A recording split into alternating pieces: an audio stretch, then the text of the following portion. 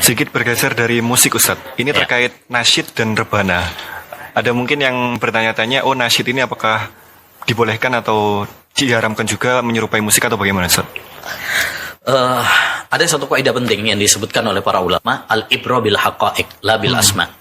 Yang menjadi patokan itu adalah hakikatnya, bukan perubahan nama. Jadi kita lihat dulu nasyid itu gambarannya bagaimana. Kalau gambarannya tetap ada alat musiknya, ya berarti itu namanya musik, walaupun musik dinamai nasyid. Jadi tidak merubah hukum. Karena kan ada nasyid, tapi alat musiknya masih ada. Berarti itu namanya musik, nyanyian, berarti ikut hukum nyanyian. Nah, tapi kalau yang dimaksud nasyid di situ tanpa alat-alat musik, tanpa alat-alat musik, maka di sini kembali kepada isinya. Kembali kepada isinya.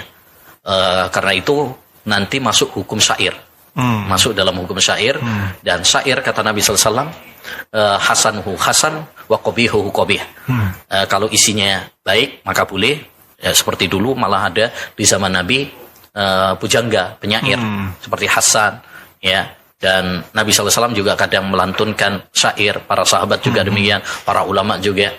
Jadi kalau itu tanpa musik Tapi kalau ada musiknya, ya berarti kalau isinya adalah cinta atau isinya menimbulkan syahwat, maka ini nggak boleh. Jadi itu masuk dalam hukum nanti nyanyian tanpa alat musik. Nyanyian tanpa alat musik. Kalau ada musiknya itu masuk hukum musik tadi yang hukumnya haram. Nah, tapi kalau misalkan tanpa musik, maka ini dilihat kepada isinya. Kalau isinya memang kebaikan, maka boleh masuk hukum syair. Tapi kalau isinya adalah cinta-cintaan dan sebagainya, maka ini nggak boleh. Nggak boleh ya Ustaz ya. Rebana gimana Ustaz? Kalau rebana itu diperbolehkan dalam momen-momen tertentu saja. Ya seperti pas pernikahan, itu ada pengecualian dari Nabi SAW. Yang kedua, pas momen hari raya Idul Fitri atau Idul Adha, itu diperbolehkan. Itu pun dengan syarat-syarat yang ketat. Syaratnya, misalkan yang memainkan itu adalah anak perempuan. Kalau laki-laki nggak boleh. Nggak boleh. Terus dalam momen tadi, yaitu momen hari raya. Sama yang kedua, yaitu ketika pernikahan. Selain daripada itu nggak boleh. Apalagi kalau misalkan rebana terus ditambahi dengan kalau seperti sekarang misalnya gitar, gendang, dan seruling dan sebagainya, maka ini tidak masuk di dalam hal yang diperbolehkan. Jadi kita harus ingat, hukum asal masalah musik dan nyanyian itu kan nggak boleh. Kalau ada pengecualian dari Nabi SAW, maka diperbolehkan dalam batasan yang diperbolehkan saja.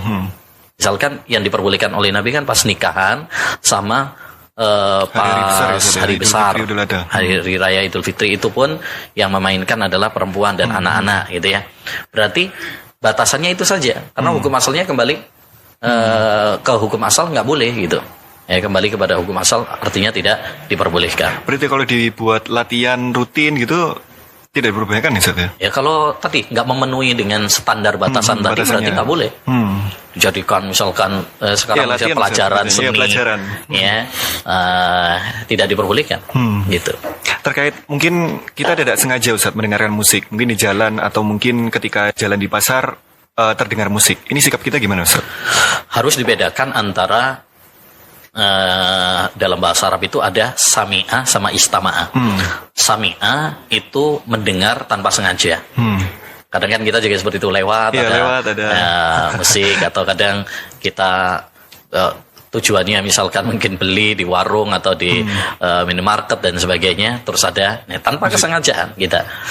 Di sana ada yang namanya istama'a. Kalau istama'a itu artinya kita mendengarkan dengan niat. Dengan memang khusyuk gitu, dengarkan baik-baik ya. Jadi yang tidak diperbolehkan itu adalah istima. Kita mendengarkan dengan kesengajaan, kita mendengarkan dengan fokus, itu ya tidak diperbolehkan. Adapun kalau seorang misalkan lalu lalang, kemudian dia tidak ada unsur kesengajaan, maka tidak mengapa. Tidak mengapa. Hanya saja sebisa mungkin dia menghindar. Wa idza marru billahwi marru kirama. kata Allah Subhanahu wa taala, hamba-hamba yang beriman itu kalau melewati lahu itu sesuatu yang sia-sia, termasuk diantaranya adalah ya musik dan nyanyian itu, sebagaimana penafsiran sebagian para ulama, marru kirmah, lewat begitu aja. Lewat bukan gitu. dinikmati ya Ustaz ya? Iya, baru asik nih ya. Enggak. Makanya dulu ada riwayat sahabat Ibnu Umar, pernah beliau melewati terus ada suara itu. Beliau tutup telinganya. Tutup telinganya. Lalu kata beliau, saya pernah melihat Nabi juga demikian. Jadi tidak sengaja terus ada dengar suara seruling dari pengembala kambing gitu, beliau tutup telinga. Sekarang kadang-kadang kan kita susah ya, di mana-mana memang ada musik. Maka seoptimal mungkin, sebisa mungkin kita menghindar. Tapi kalau memang tidak bisa, maka jangan dinikmati. Ya udah lalu lalang gitu saja. Ya, jadikan kesempatan dinikmati ya Ustaz.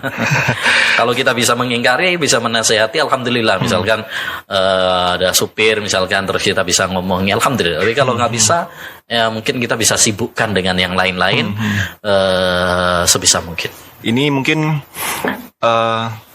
tips Ustaz, atau mungkin trik untuk yang sudah terlanjur candu dengan musik Ustaz.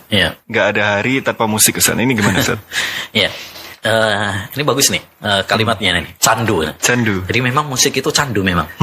Jadi orang kalau sudah senang sama musik itu kecanduan.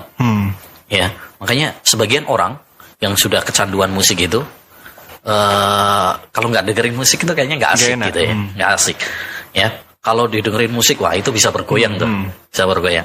Kalau diganti murotal, wah kayak ada yang gelisah. Ada yang gelisah.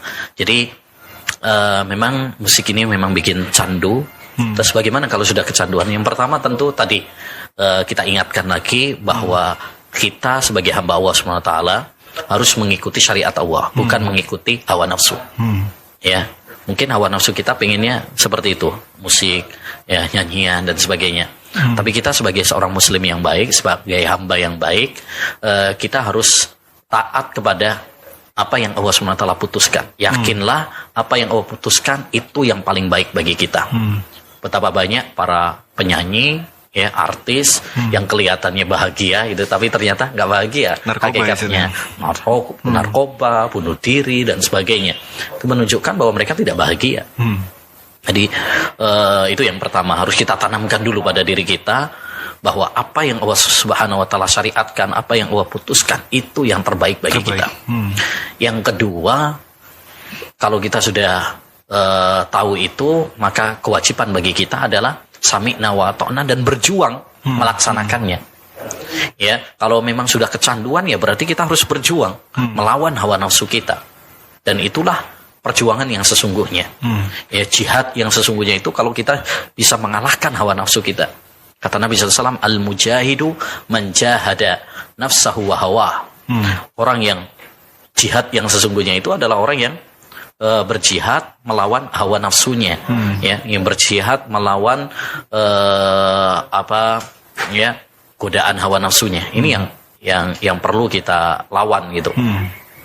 Kemudian yang ketiga, kita harus berusaha untuk menjauhi, meninggalkan, ya, alat-alat ya kalau kita masih punya, ya masih nyimpen, ya mungkin gitar gitu, gambar-gambar artisnya dan sebagainya, udah hapus, hilangkan. Atau kita punya gitar atau seruling, udah ya bakar, ya buang.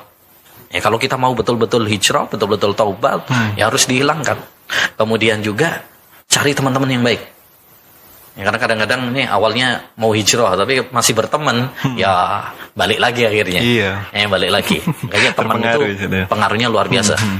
Kata Nabi, almar'u ala dini khalili. Orang itu berdasarkan agama temannya. Maka perhatikan dengan siapa dia berteman, berkawan. Ya, kalau masih berteman dengan yang suka-suka musik, akhirnya balik lagi. Dan untuk menutup obrolan kita di sesi yang pertama ini Ustadz, mungkin ada sebagian kawan kita yang ingin hijrah dari musik ini, tapi sudah terlanjur menjadi mata pencaharian Ustadz. Mungkin menjadi band atau mungkin manajer band dan seterusnya. Kalau keluar hijrah dari musik, dia bingung mau makan apa atau mau kerja apa. Ini gimana nasihatnya Ustadz? Nasihat saya mungkin ya seperti nasihat Rasulullah SAW ya. Beliau pernah mengatakan, Sallallahu Alaihi Wasallam, dan beliau adalah orang yang sangat sayang sama umatnya. Innaka lan tada'a syai'an lillah illa awadahu Allahu khairan minhu. Tidaklah kamu meninggalkan sesuatu karena Allah Subhanahu wa taala kecuali Allah Subhanahu wa taala pasti akan mengganti yang lebih baik. Yang lebih baik. Jadi kalau kita ikhlas dalam hijrah ini, dalam meninggalkan musik dan nyanyian ini, jangan khawatirkan tentang rezeki kita, ya, yakinlah bahwa Allah Subhanahu wa taala pasti akan mengganti yang lebih baik. Ya, makanya tawakal di sini, kekuatan iman sangat penting sekali. Wa may yatawakkal 'ala Allah fa huwa hasbuh. Siapa yang bertawakal kepada Allah Subhanahu wa taala, maka Allah akan mencukupinya. Ingat, hidup di dunia ini cuma sebentar aja. Kita ini tinggal nunggu giliran aja. Antri, sedang antri aja kapan jatah umur kita, ya kan. Apalagi sekarang musim pandemi ini, kita sering dengar banyak yang meninggal dunia, mati dan sebagainya. Jadi jangan kita terbuai dengan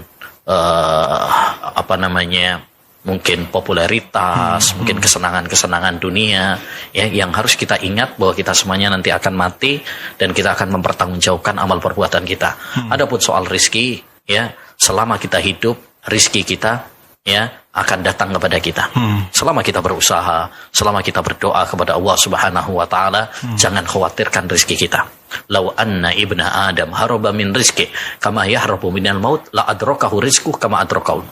Kata Nabi, andaikan seorang itu lari dari rizkinya sebagaimana dia lari dari kematian, rizki akan datang kepadanya sebagaimana kematian pasti akan datang kepadanya. Nah, jadi bertawakal kepada Allah. Ini soal iman, ini masalahnya masalah keimanan. Tapi kalau ngikuti was-was setan, ya seperti itu, waduh, nanti makan apa nih, nanti cari kerjaan susah, lagi banyak yang di PHK lagi, gitu ya. Tapi kalau kita tawakal kepada Allah SWT, kita yakin kepada Allah SWT, Allah pasti akan ngasih jalan keluar kepada kita. Ini soal iman, soal tawakal kepada Allah Subhanahu wa taala. Disitulah ujian yang sesungguhnya.